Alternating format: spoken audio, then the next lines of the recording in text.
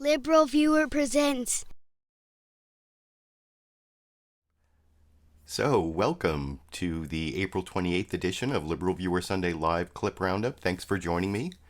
I've picked out the weekend's 10 best, most newsworthy clips for what should be a really educational, fair use media criticism and political commentary show for you all tonight. I add my commentary to the clips, and then for the live viewers, if you comment on the clips, that actually adds to my argument against the corporate media when I use their copyrighted material, that it's a fair use because we're all commenting on it, giving our opinions, our media criticism, our political commentary on the clips from the big five corporate outlets of ABC, NBC, CBS, CNN, and Fox News, the so-called corporate media here in the United States. I have a political comedy source, a short 1-minute clip from Bill Maher's monologue. You can see a link to the entire monologue down in the video description. There's also a link to the Mueller report. We'll have my scrolling Mueller report that I was showing you last week. Now I actually have it so that it's not as zoomed in, but at least what I'm seeing and what you're seeing will actually be the same thing. I'm sorry about that from last week. Last week I was talking about collusion and obstruction, which are both, there's evidence of collusion, which isn't really a legal term, and I'm not really going to be talking so much about collusion this week, but also lots of evidence of obstruction. You should refer to my show last week for some of that, but I'll be following up on that. And then also Trump versus Congress is the topic, because Trump is continuing his obstruction now with Congress that started in all those cases that are in the Mueller report, that some of which I'll talk about as they come up in the news clips. And also, sorry to the live viewers for the delays. I actually started off today at like 3 a.m. somewhere in Wyoming and had to drive a couple hours to an airport and take a couple flights. And I actually got home by like 11 a.m., but I'm really tired. And anyway, I hope I don't make too many mistakes. But I have picked out about 25 minutes worth of clips, the 10 clips I told you about. There's a clip list down in the video description that you can refer to. These are kind of like my notes. You can understand them. Probably less understandable today than most days. And the show should be about an hour long, since the clips are about 25 minutes long. I guess my recorded show viewers already know how long the show is, because you are living in my future. But the next clip that's in our future is the Bill Maher comedy clip I promised, which is on the subject of the Mueller report, because Bill Maher is kind of living in the past. He took last week off for Easter, and so he's finally giving his jokes about the Mueller report in the 1 minute of his monologue that I will talk about with you after we watch it together over here. That's the big thing. We were off last week for Easter, and that was the big news that we weren't here for. The Mueller report, the full one, came out, and if you haven't read it, spoiler alert, hope dies in the end. It was like all the president's men meet Al Capone's vault. What the fuck?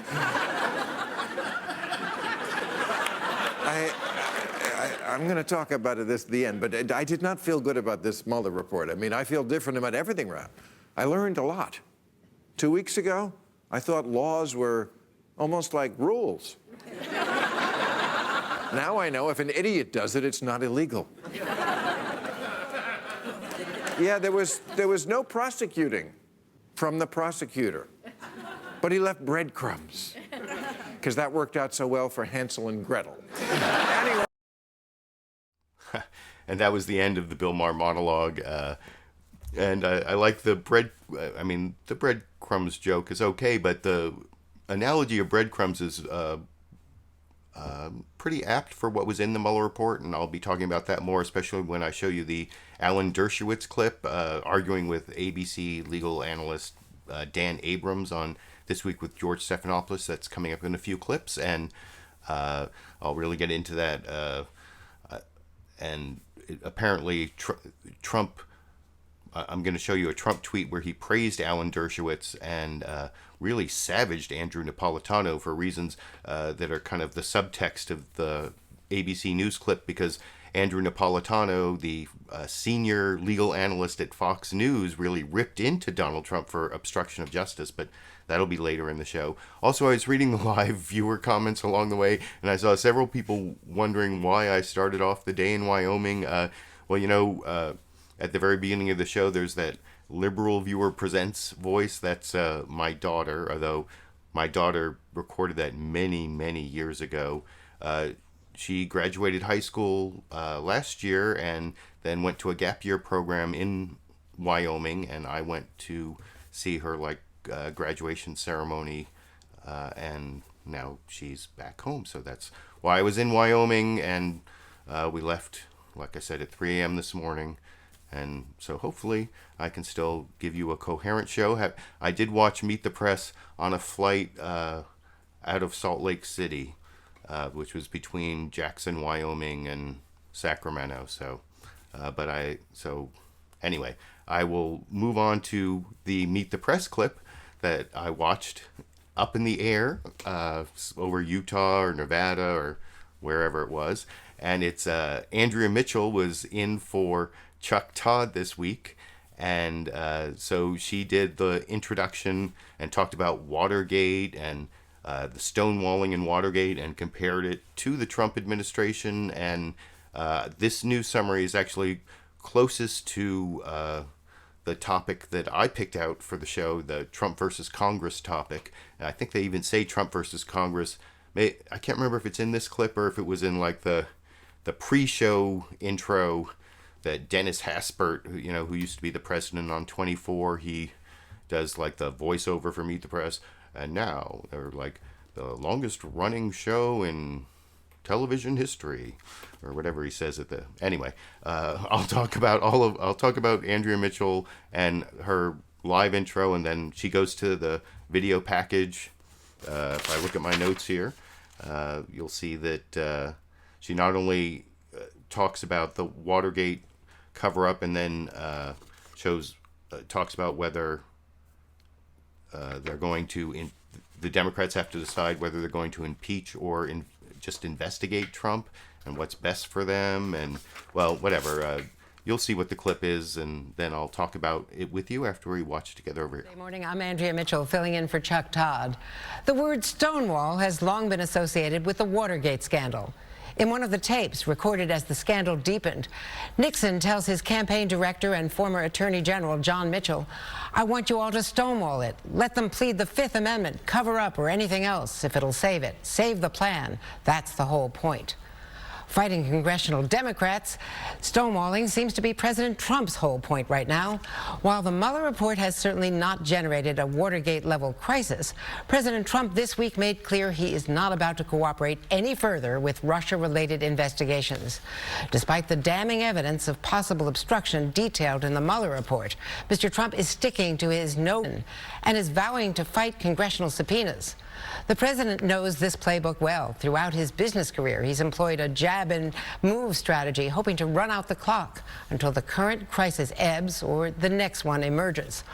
All of which has left Democrats debating their next move: start impeachment proceedings, as some on the left are urging, or keep investigating, fight the president, and leave Mr. Trump's fate to the voters.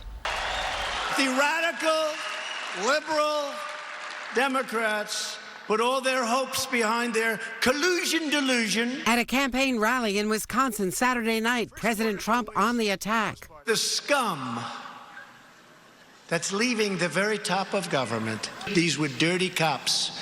With House Democrats demanding that his current and former top aides testify, the president is preparing to argue executive privilege and run out the clock. We're fighting all the subpoenas. Look, these aren't like impartial people.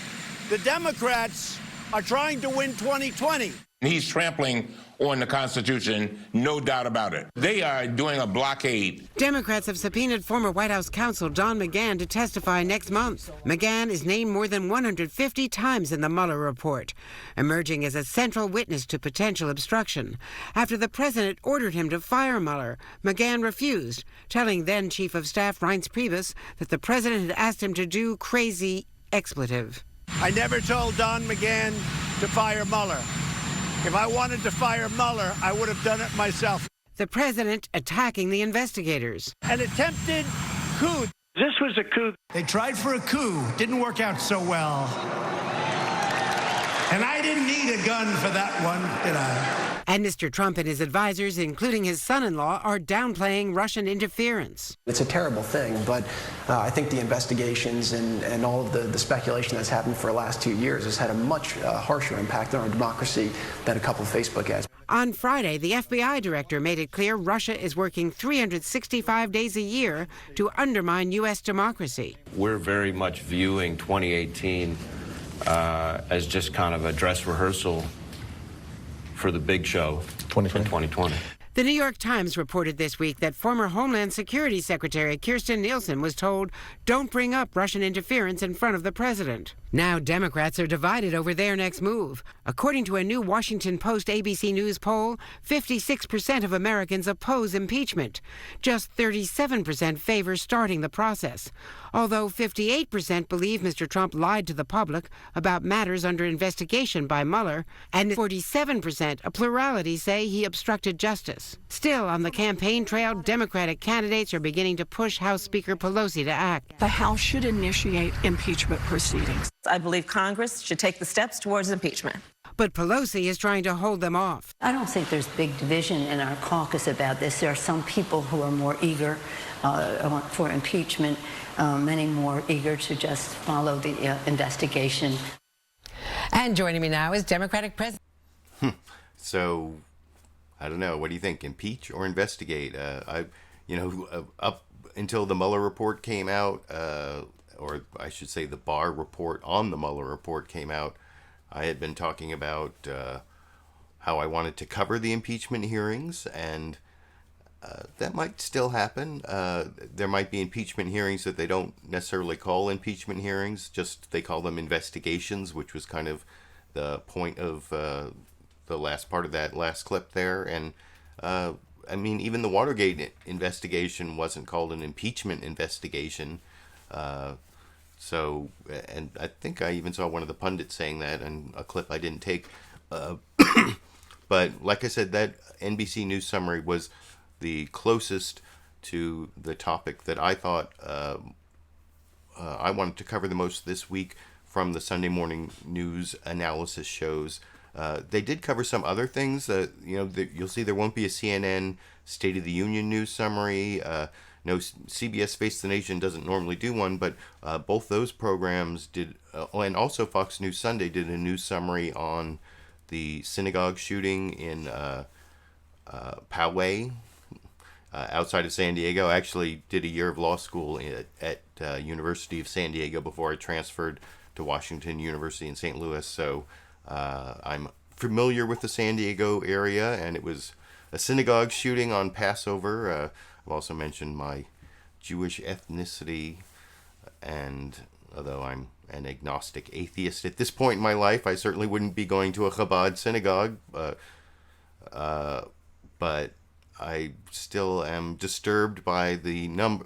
This is just 6 months after the Tree of Life shooting in Philadelphia that was also, I think that was the worst anti-Semitic attack in U.S. history, and there's a rise of the thing about the shooting in San Diego that I thought was really interesting. I mean, there were many, many horrible facts. The more facts I learned about there, I don't even want to. Also attacked a mosque, arson, claimed to have committed arson on a mosque sometime in the last several months as well. So I guess he's an equal opportunity white supremacist. Anyway, that is not a topic I was going to cover, but it explains why there aren't that many news summaries.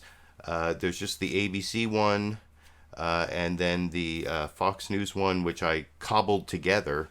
Well, I'll talk about that when I get to those clips, but this next clip is the ABC This Week with George Stephanopoulos news summary, and they did do a news summary not on the synagogue shooting, but it's on the more on Biden entering the race, which was another news story this week, which was covered on most of the programs, even on Fox News Sunday.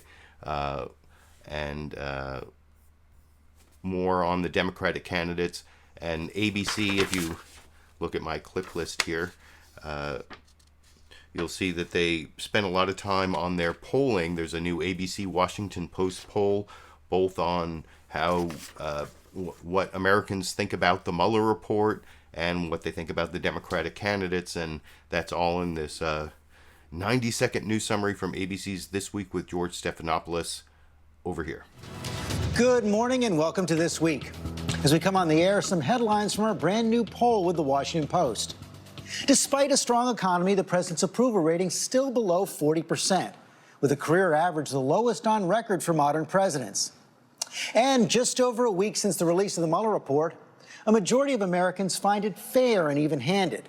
Just 3 in 10 buy the president's claim that he was exonerated by the special counsel. And almost 6 in 10 say he lied about matters investigated by Mueller. But support for impeachment has dropped. Just 37%, a new low, think Congress should start impeachment proceedings. And nearly half the country says the report will not be a factor in their vote for president. And as that race heats up, our new poll points to a modest frontrunner on the Democratic side. Fresh off his announcement on Thursday, Joe Biden leads the primary pack at 17%. Bernie Sanders next at 11%, with Pete Buttigieg pulling up into third place at 5%, just ahead of Elizabeth Warren, Kamala Harris, and Beto O'Rourke. But with 35% not yet ready to name a favorite, there is plenty of room for change. And the poll lays bare a real debate about what Democrats are looking for in 2020. Voters split on key questions of strategy and electability. Should they pick a candidate based on issues, or who's more likely to beat Trump? A candidate more likely to energize the Democratic base or appeal to independents? Those debates are far from settled. A lot to sort through in the months ahead, and we begin this morning with a senior Democrat from the key primary. And I actually don't have a clip of James Clyburn, but if you want to see all of This Week with George Stephanopoulos, like the source of all my clips, it's down in the video description. There's a link to This Week with George Stephanopoulos episodes. I think they're available for free after some period of time, and pretty much immediately if you have cable and you can put in your cable information. But anyway, that's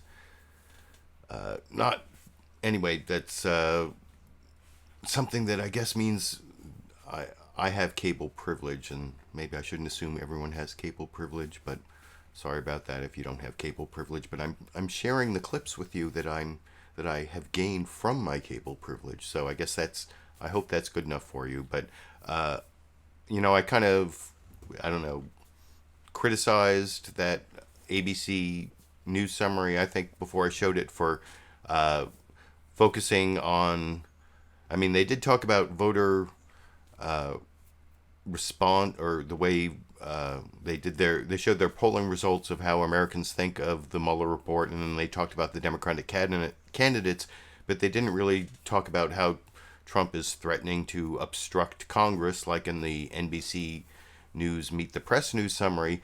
But on the other hand, ABC's This Week with George Stephanopoulos had, I think, the clearest indication that the Mueller report actually shows obstruction of justice, or at least that Robert Mueller thinks that Donald Trump obstructed justice.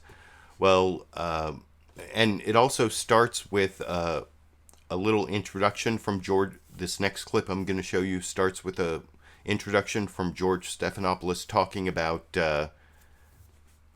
Judge Andrew Napolitano, the senior legal analyst on Fox News. He's not, for some reason, the senior legal analyst from Fox News didn't show up on Fox News Sunday, I guess because he's gone rogue and he's gone anti-Trump, and Fox News is mostly Trump TV these days, if you watch it, unfortunately, as much as I do. And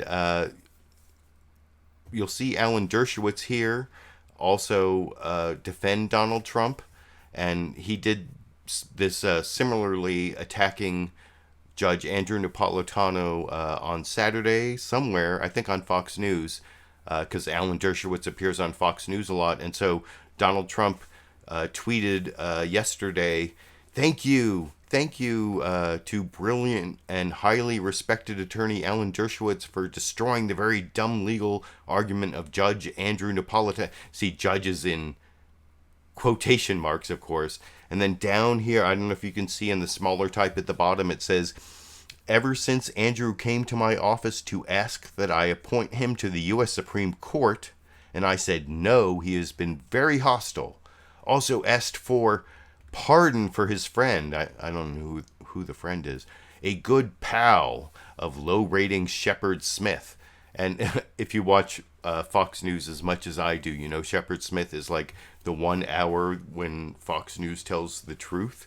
But that was pretty nasty from Donald Trump. And, well, I mean, that's what Donald Trump is. But anyway, that's kind of the subtext of this next clip, because they show the Andrew Napolitano clip and they show Alan Dershowitz, but they never really talk about the Trump tweet, which was on Saturday. I assume was before this interview or this broadcast. But anyway, I will talk about Alan Dershowitz's ridiculous arguments here that both George Stephanopoulos and Dan Abrams, the ABC analyst, legal analyst, pretty much show to be ridiculous, but I'll show it to be even more ridiculous after we watch that clip together over here. We're going to dig in more now on that impeachment debate. So much turns on the question of the evidence laid out by Robert Mueller on obstruction of justice. The special counsel decided he couldn't charge the president, but couldn't clear him either. So the attorney general stepped in, and here's what the president said about that on Friday. We essentially get a ruling, no obstruction, based on the facts. Our great attorney general made an immediate decision. There was no obstruction. But that conclusion contradicted even by one of Trump's usual defenders, Judge Andrew Napolitano from Fox News. When the president asked Corey Lewandowski, his former campaign manager, to get Mueller fired, that's obstruction of justice. When the president asked his then White House counsel to get Mueller fired and then lie about it, that's obstruction of justice. When he asked Don McGahn to go back to the special counsel and change his testimony, that's obstruction of justice. When he dangled a pardon in front of Michael Cohen in order to keep Cohen from testifying against him, that's obstruction of justice. And our new poll shows a close division. 47% say the president did obstruct justice, 41% say he did not. Let's bring in our legal experts, ABC News Chief Legal Analyst Dan Abrams and Harvard Law School Professor Emeritus Alan Dershowitz. You've written a new take on special counsel's findings and an introduction to the Mueller report. Welcome to you both. And Dan, let me begin with you. It's interesting that the public is divided on this question, because if you just look at Mueller's report, it seems kind of equivocal. Do you believe that he, though, was laying out the idea that President Trump obstructed justice? I don't think there's any question that Robert Mueller believed that the president obstructed justice. So then why wouldn't he have said it? He made it clear. In his introduction to the section on obstruction of justice, he said, number one, a sitting president can't be indicted. Number two, we can't even accuse him of a crime in this report because that would be improper. But if we could exonerate him, we would, and we can't. That's it. And then they lay out, and I'm not saying in every single one of the 10 or 11 instances that Mueller believes there was obstruction, but I think certainly with regard to Don McGahn, if you read that carefully. This idea that he was asked by the president to fire Robert. And then to lie about it, and then to lie about the conversation. I think it is clear that Robert Mueller, if this were a different situation, would be saying he obstructed justice in the case of Don McGahn. I agree with that. I think Mueller does believe that. I think he's just dead wrong. In my introduction, I argue, I think very compellingly, that you have to have an actus reus, an act of a crime. And the actus reus of a crime, the act cannot be the exercise of a constitutional authority under Article 2. The president had the authority to fire Comey. Comey said that himself. And the president had the authority to do virtually everything he did. Mueller takes on that argument directly in his report. Yeah, and he's wrong. He's wrong. The best analogy, and he does not mention this in this book, and this is an outrage that he doesn't mention it. The most important precedent is the decision by George H.W. Bush to pardon Caspar Weinberger. He did that to stop the investigation. The special prosecutor said he did it to stop the investigation. And yet nobody suggested obstruction of justice because the president has the power to pardon and the president has the power to fire. So you can't both have the power to do it under the Constitution and that be the act that gives rise to an obstruction of justice. Just to be clear, Alan's position is a minority position in the legal community. But it's right. It may be right, but it's a minority position in the legal community.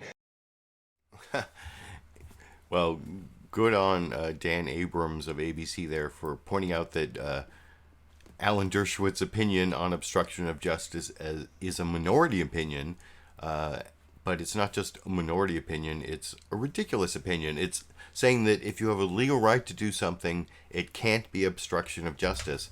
But that is totally ridiculous. You don't even have to think about it in terms of the president. I've talked about this many times on my live streams, and it's, think about the idea that you have the legal right to give someone $1,000. Just like the president has the legal right to fire anyone in the executive branch. But if you give $1,000 to a public official with the corrupt intent for him to, if you bribe a public official with $1,000 to do something that's against the law, even though you have the power to give that $1,000, that doesn't mean you haven't obstructed justice. Like if you give $1,000 to a judge to find someone guilty who's innocent, or to find someone innocent who's guilty in, say, a judge trial, that would be obstruction of justice, or it would be bribery, even though you have the power to give that $1,000 to anyone you want, but it's the corrupt intent. And so Alan Dershowitz is saying that if the president has the power to do something, like to fire someone in the executive branch or to pardon someone, that means that it's impossible for it to be obstruction of justice. And by the way, George Stephanopoulos interjected there about how the Mueller report specifically refutes that argument. And there's a link down to the Mueller report in the video description there. And here's my scrolling Mueller report. This is actually page 388 of the PDF. If you download that the Mueller report from the link I put in the video description, it's actually page 176 of the volume 2 of the Mueller report, and it says Congress has power to protect congressional, grand jury, and judicial proceedings against corrupt acts from any source, including the president. So just because you're the president and you have the power to fire someone or to pardon someone, if you do it with a corrupt intent to obstruct the grand jury or some judicial proceeding, then that is still obstruction of justice. So that is what George Stephanopoulos was referring to there. And the one other thing I want to point out about that clip, remember how Donald Trump in his tweet here was praising Alan Dershowitz? Well, what was most remarkable about that clip, and this is something that I said last week in my live stream, collusion explanation point, obstruction explanation point, it was very clear from the Mueller report that Robert Mueller himself, as Dan Abrams explained in that clip, believes that Donald Trump committed obstruction of justice. He just said, there's a Justice Department policy that I can't indict the president. In fact, it would be improper. It would disrupt the presidency for the Mueller report to even accuse the president of a crime without indicting him. So I can't say he committed a crime, but I also can't exonerate him, and I'm going to show you substantial evidence he committed a crime. Wink, wink, wink, wink. That's the breadcrumbs thing that Bill Maher was talking about. And you saw both Dan Abrams and Alan Dershowitz. Remember, Donald Trump praises Alan Dershowitz in that tweet yesterday, but Alan Dershowitz in that last clip agrees with Dan Abrams. Robert Mueller thinks, or if you read the Mueller report, and it's down in the video description, you can't read that report and not think that Robert Mueller thinks, or the author of the report thinks, that Donald Trump committed obstruction of justice, at least in a few of the 10 different areas that they looked at it. And if you want more on that, go to my live stream last week. And anyway, the next clip I want to show you is actually edited together 4 different parts of Fox News Sunday. I want to show you kind of the alternative universe view, and after that you're going to see a bunch of Republicans also showing why even if Donald Trump is impeached, he's not going to be removed from office. No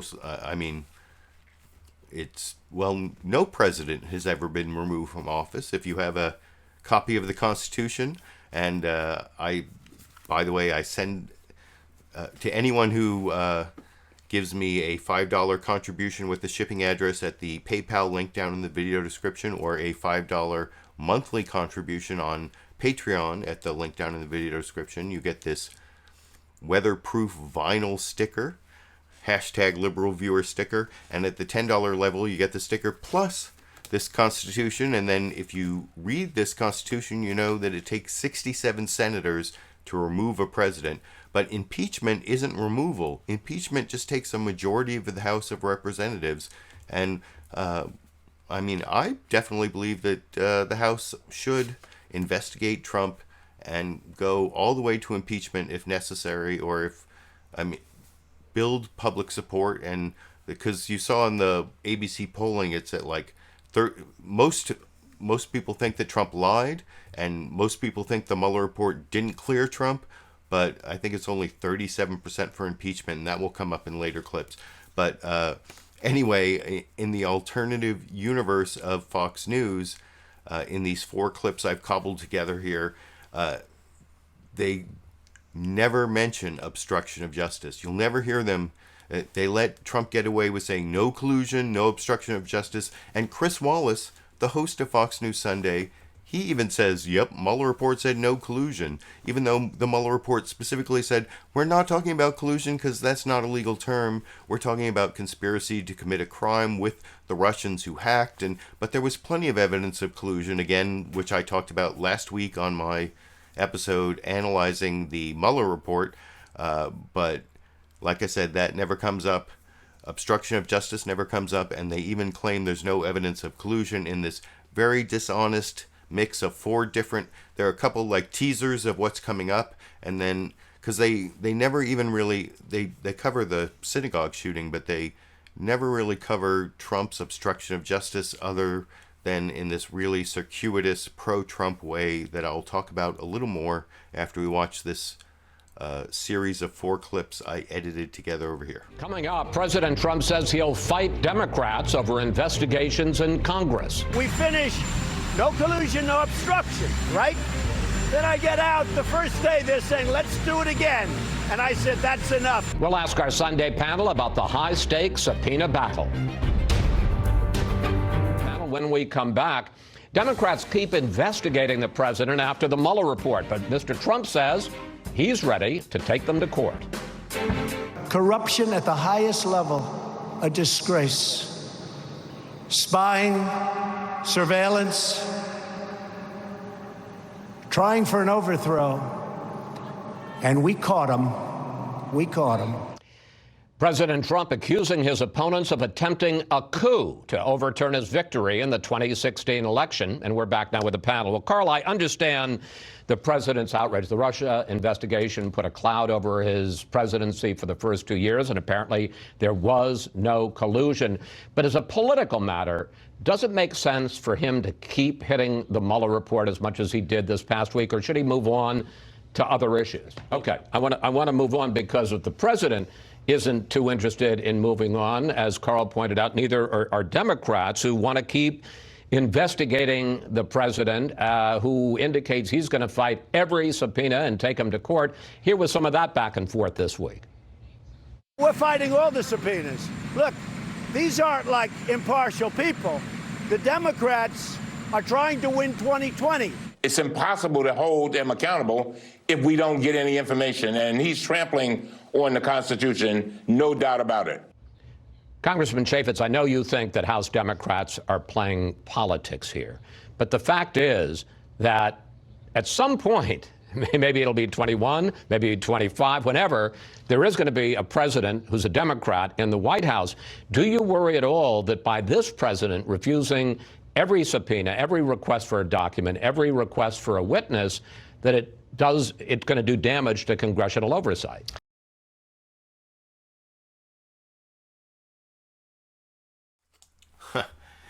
And what do you think the answer was? I don't think you'll be surprised to find out the answer to that last question of the former Republican in charge of, or former member of Congress, still a Republican from Utah, who Chris Wallace was asking that last question, who used to be in charge of investigating Barack Obama. Well, he thought it was just fine for the Trump administration to obstruct because he felt like he didn't get enough information on Fast and Furious, even though they had held Eric Holder in contempt. And I just couldn't bear to...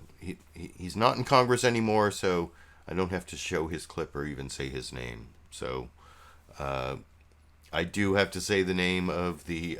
and I think I pretty much pre-criticized that Fox News clip before I showed it. It's an example of the alternative universe on Fox News that's mostly about, the corruption and starting this investigation of our great dear leader, Donald Trump.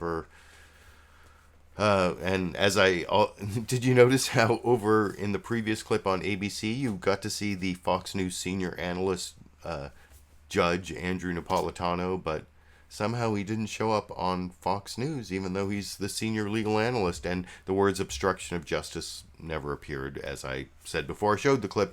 Now, this next clip is kind of a wild ride. It's almost 4 minutes long. It's Jake Tapper questioning White House counselor Kellyanne Conway.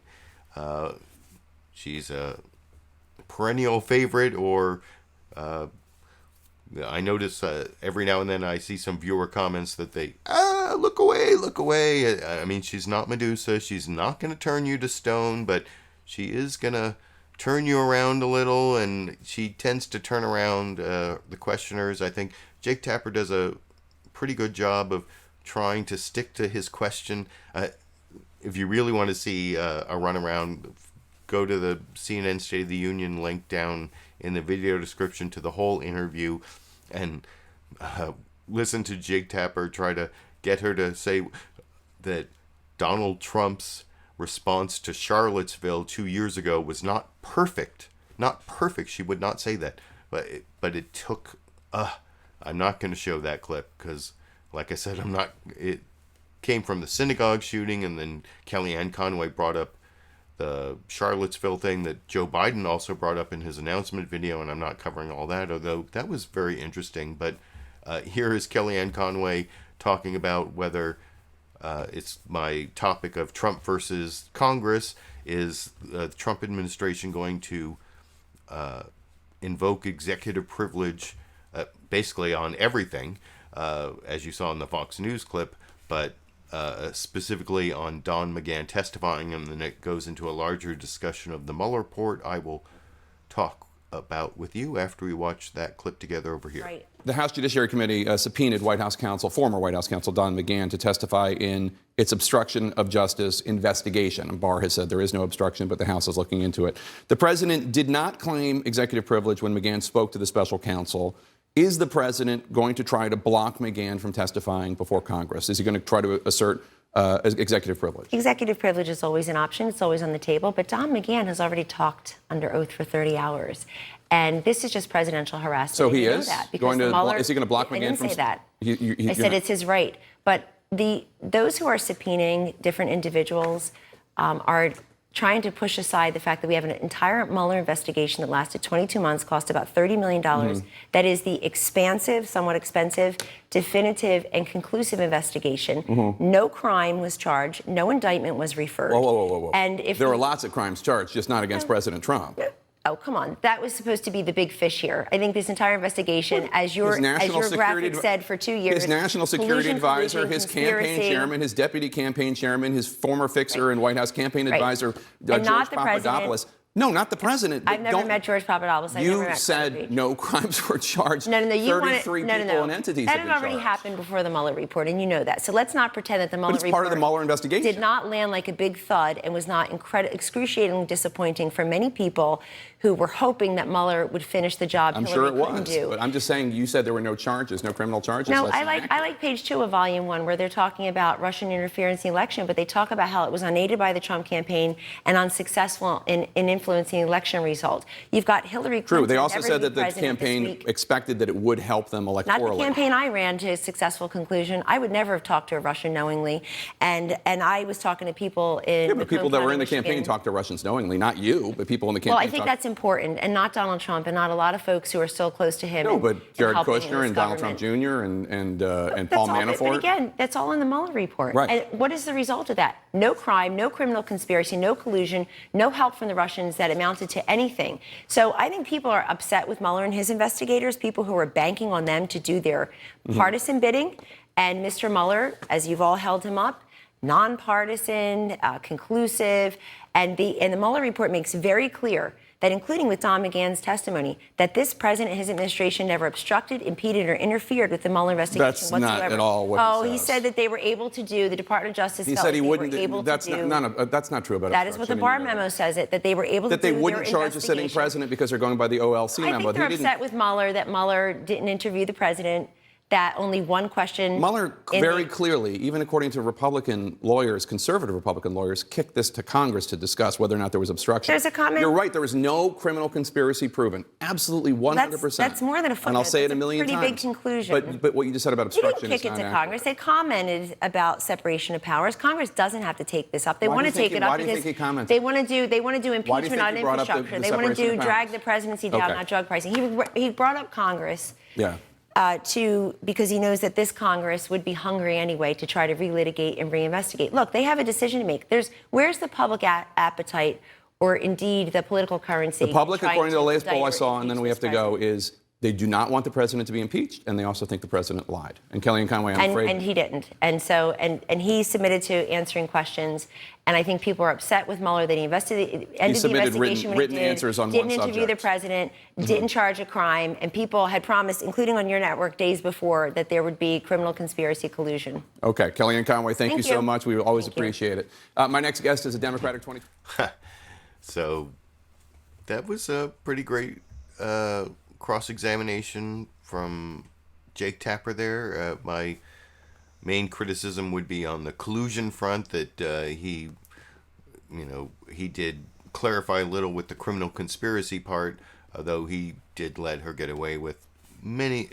I mean, the thing is, that's the magic of Kellyanne Conway. Like I said, she's not Medusa. She won't turn you to stone, but she will.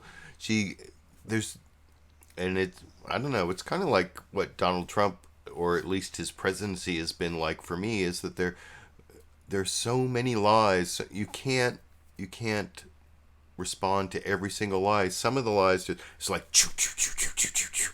And Jake Tapper did an admirable job of batting back about 60-70% of the lies, but that means 30 to 40%. I don't know. I'd have to do a closer analysis than I was able to do today, but I think Jake Tapper, was it a 70%? That's just a C, I guess. Maybe it was 80%. I'd say B, yeah. He got 80% of the lies. Good job there, Jake Tapper. I don't think Margaret Brennan in this next couple clips I'm going to show you does as good a job cross-examining a Republican I wanted to hear from since the Mueller report came out, Lindsey Graham, because if you look at the color of my hair here, you see there's a bunch of gray hairs. You know what that means? There's this expression here, I'm old enough to remember when. Well, I'm actually old enough to remember when Bill Clinton got impeached.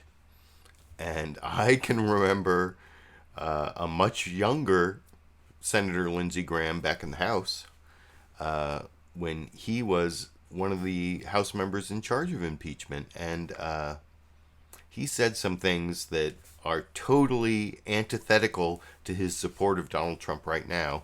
And that is going to be briefly mentioned, he's going to be, I don't know if he's appeared on any shows since the Mueller report came out. I haven't seen him. And so at least Margaret Brennan, in the second clip I'm going to show you, she confronts Lindsey Graham with what he said back during the Clinton impeachment. But other than that, this is not a very strong cross-examination of Lindsey Graham on what's in the Mueller report. I certainly don't think I don't think that Margaret Brennan really lays out that Mueller shows obstruction of justice by the president, and I'll explain why.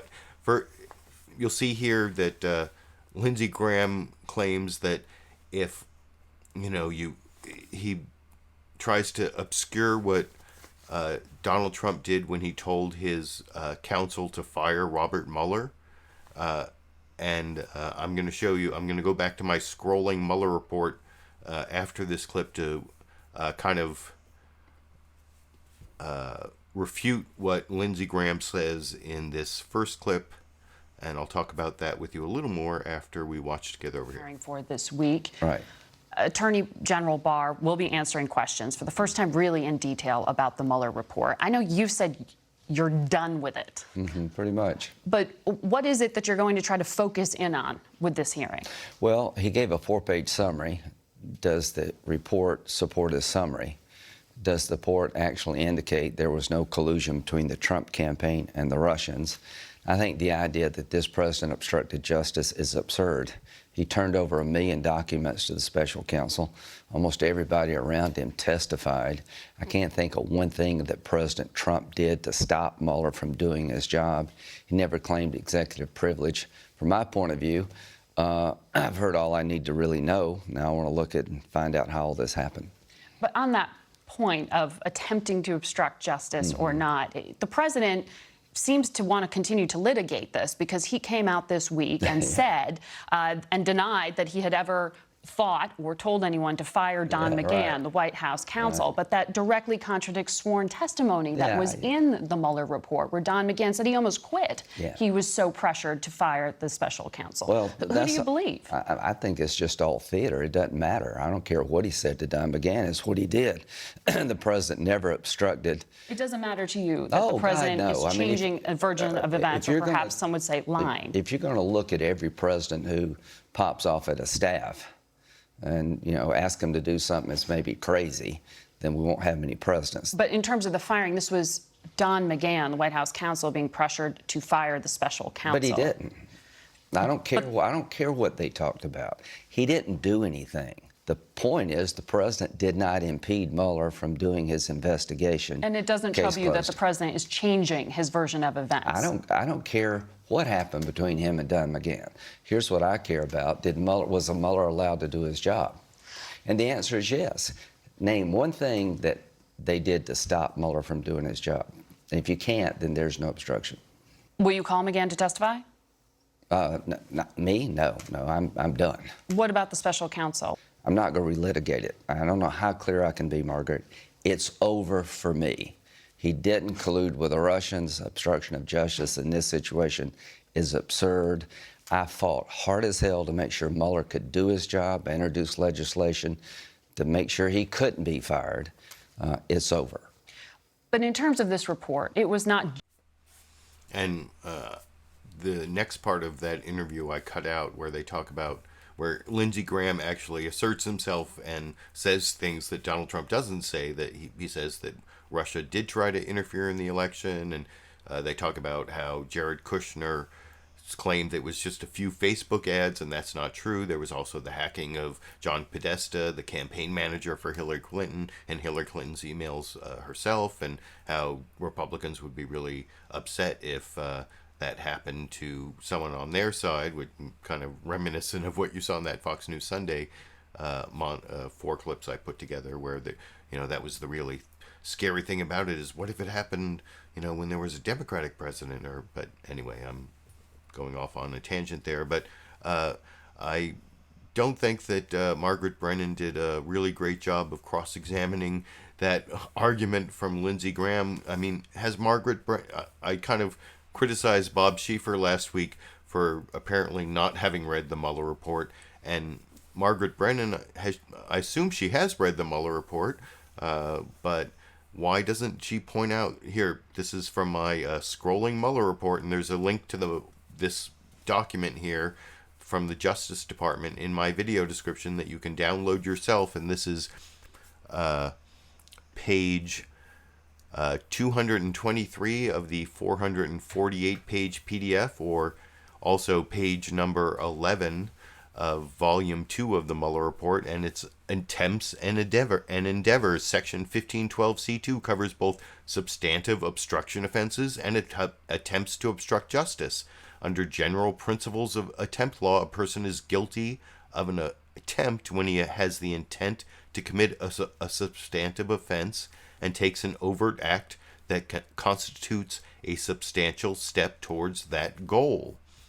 So what that means is Don McGahn, the White House counsel, is Donald Trump's employee. He's the head of the executive branch. So if you tell your employee to commit a crime or to obstruct justice, or look at it this way, if I tell my employee to kill someone, okay, and my employee says, thinks about it and decides, I'm not going to do that, have I committed a crime?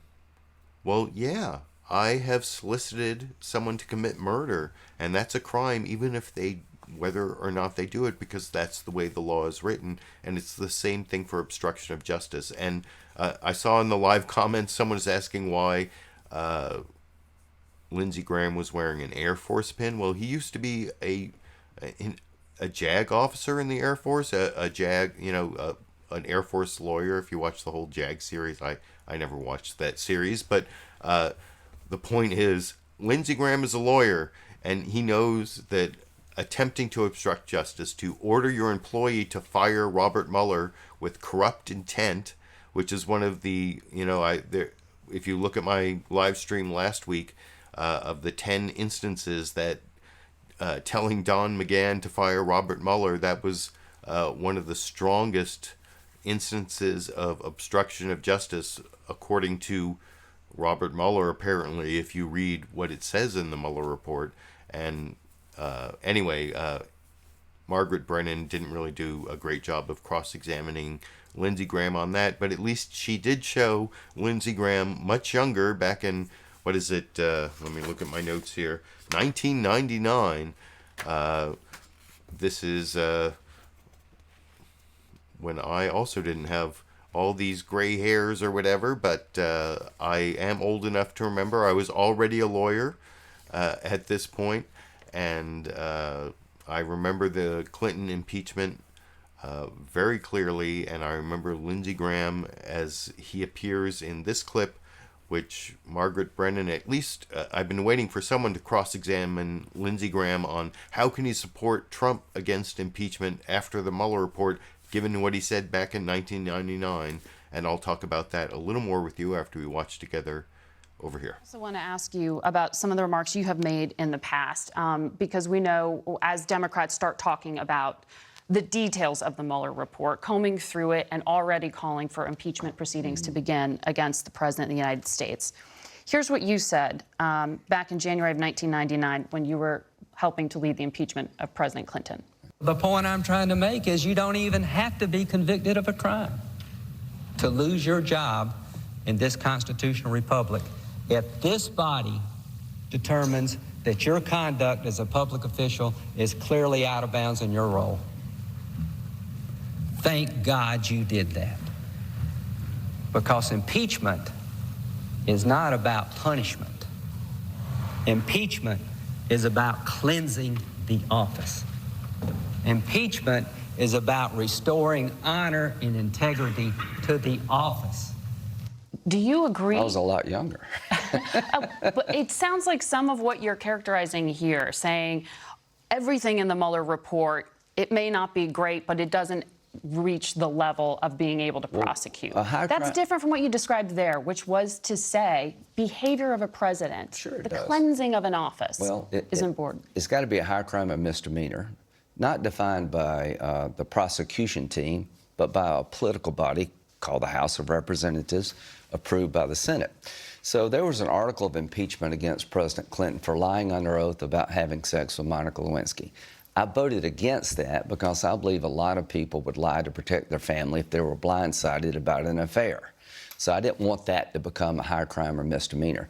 What President Clinton did was interfere in a lawsuit against him by Paula Jones and others, hide the evidence, encourage people to lie. So to me, he took the legal system and turned it upside down. But it doesn't have to technically be a crime. What President Trump did here was completely cooperate in an investigation, 1 million documents, let everybody that the special counsel wanted to talk to be interviewed. Don McGahn was interviewed for 30 hours. I believe the president did nothing wrong. Whether you like him or not, I'll leave that up to you. But this is even the pressuring Don McGahn to fire the special counsel. He may not have done it. If you're going to let that be the standard of impeachment, that you have an interaction between a White House counsel and a president that you find uncomfortable, then we'll have nobody serve. So here's the deal for me. You actually have to do something. Bill Clinton lost his law license 5 years because he did something. But to my Democratic friends, if you agree with the 1999 statement I made, you think this office needs to be cleansed, impeach him. It's up to you. If you think Donald Trump deserves to be impeached, then impeach him. I don't. Quickly, before you go, I want to ask you about your old friend. Well, that's quite a challenge from Lindsey Graham there. I think the House should take him up on it, but that's just my opinion. You can let me know what you think down in the comment section. But one of the important things to note about that clip in terms of Margaret Brennan's failure in the previous clip, she didn't really cross-examine Lindsey Graham on his really fallacious view of obstruction of justice. You know, I showed you right here in the Mueller report, my scrolling Mueller report, how attempts to obstruct justice are still obstruction of justice. If you tell your employee to kill someone, you're still guilty of a crime, even if they decide not to kill that person. That's still a solicitation of a murder, and attempted obstruction of justice is covered by the statutes, like I said. So because Margaret Brennan didn't cross-examine Lindsey Graham in the last clip on that, in the previous clip, then in this clip, that means Lindsey Graham got away with saying, well, there was no crime, so it can't be obstruction of justice. And actually, if you read the Mueller report carefully, you'll see that there were obstructions of justice. There were texts deleted, and of course, Trump himself didn't testify. He just submitted these written answers, and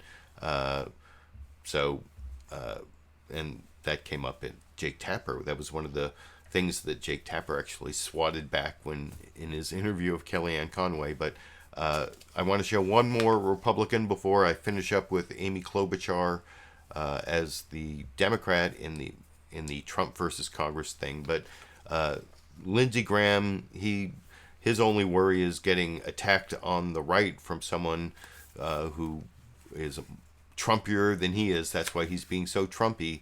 But Ron Johnson of Wisconsin also supports Donald Trump, but just in sort of the most base sloganist sense. You know, it's like witch hunt. He knows the words witch hunt, but he not going into the deep weeds like Lindsey Graham did.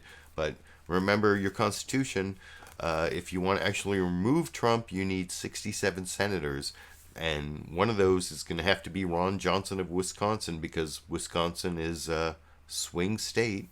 And if you can't get a swing state Republican, you're not going to get enough Republicans to remove Donald Trump, and he's not ready, as you'll see over in this clip. Mitt Romney, one of your fellow Republican senators, said, "I am sickened at the extent and pervasiveness of dishonesty and misdirection by individuals in the highest office of the land, including the president. I am also appalled that fellow citizens working in a campaign for president welcomed help from Russia, including information that had been illegally obtained, that none of them acted to inform American law enforcement." That was after his read of the Mueller report.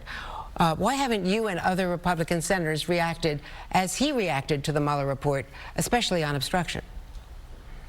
Maybe it's because I understand the president's frustration at being subjected to a witch hunt for 2 years. You know, I was in that rally yesterday. It was a venue filled, a record crowd full of energized people who love this country. and who, quite honestly, their support for President Trump is actually growing. So that's what I'm seeing. I'm seeing the economy grow by 3.2%. I'm seeing business investment averaging over the last 9 quarters at over 6%, when the last 2 years of President Obama was 0.6%. 10 times greater business investment. That's going to drive our economy for years to come. So again, I'm looking at the results of this administration, and I also think about what we could have accomplished had this witch hunt not been occurring for the last 2 years. I understand the president's frustration, and I also understand the president's supporters' frustration of the media just continuing this witch hunt. It's ridiculous. Well, you're calling it a witch hunt. Let me play. He actually called it a witch hunt a couple times in that interview, and I think I criticized that, and I want to get to the last clip before my bonus Sandy and Dash puppy kitten collusion clip. But first I want to show you this Amy Klobuchar clip talking about how are they going to get Trump to submit when he says he's over the investigation. Well, subpoenas, and a little about Don McGahn over in this clip. The president says he's been exonerated. The Russia investigation is closed. Case closed. It's over. So how does Congress get him to provide witnesses, documents, if he says that current and former aides will not be permitted to testify? Well, that's what subpoenas are all about. And when I look at this, these witnesses like Don McGahn, who we now know the president attempted to tell him to, end this investigation and fire Mueller. Don McGahn spoke to the special counsel. That is now public. So the American people should at least be able to know what Don McGahn says. We should be able to ask questions. And so that's what this is about, getting the full report, getting Mueller. We're going to see Attorney General Barr this next week in front of the Judiciary Committee on which I serve. And I'm going to be asking him not only why did his administration decide to go to court to get rid of the Affordable Care Act and deny millions of Americans coverage, but also why did he not allow this report to come out in full, and what is he doing about Russia? Because to me, that's the key thing. We have an election coming up in 2020. It doesn't matter if you're a Democrat or a Republican, you want to have a fair election. The House Democrats. So I'm not an Amy Klobuchar supporter for president because generally I don't like to vote for prosecutors, but if she were the nominee, I'd vote for her against Donald Trump. I'd vote against just about anyone against Donald Trump at this point, I think. But, I mean, I'd make some evaluation, but certainly pretty much committed to vote that way. But I thought she made somewhat of a good point, but it might be difficult to enforce violations of those subpoenas, and I guess that remains to be seen. But I don't know, maybe I'll be able to cover the Barr hearings if they actually occur in public. They're supposed to be both in the Senate and the House. We'll see whether that actually takes place, and if you want me to try to cover those hearings with a live stream or some sort of edited, produced video, I might have some time for that this week. Let me know if you think that would be good in the comments section. And on the subject of collusion, which I didn't really cover this week, I promised I always look for kitten and puppy collusion. They get, if you watch the Dash and Sandy clips over time, that they have very brief interactions. They're not actually interacting with each other, but they seem to have taken a similar, well, you'll see what I mean. Is this coincidence, or have they synchronized their behaviors in the clip you can see over here?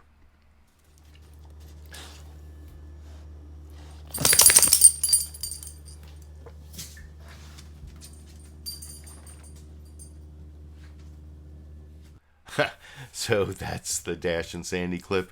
Was that coincidental mimicking behavior? I don't know. You can let me know what you think down in the comment section.